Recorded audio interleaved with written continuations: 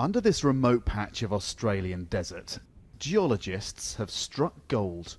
After years of tests and more than $400 million invested in equipment and facilities, the Gruyere mine will start production late next year.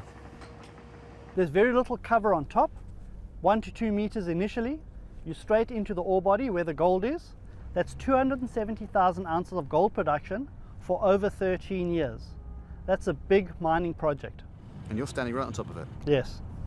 What that gold is worth will depend on what it sells for. The price of gold can fluctuate wildly, and it depends more on demand than supply, and that's affected by events far from here. Gold is considered a safe investment. When there's nervousness about currencies, inflation or business investments, demand for it goes up. But geopolitical trouble that would increase the price of gold would have the opposite impact on most other commodities.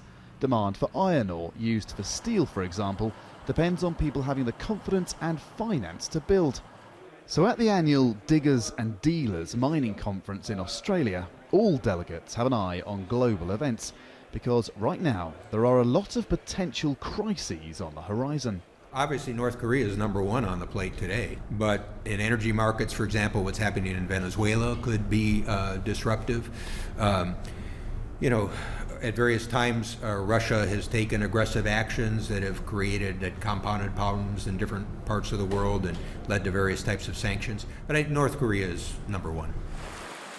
There is the growing possibility of military conflict in the South China Sea too, or a significant trade dispute between the United States and China.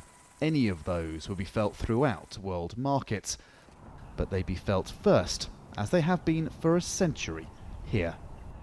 Well as particular geopolitical threats like conflict on the Korean Peninsula, Robert Zoellick made the more general point that the last 9 years have been very unusual in that interest rates have been kept artificially low. That, he said, cannot go on forever, and when interest rates start coming up, the impact will be felt here.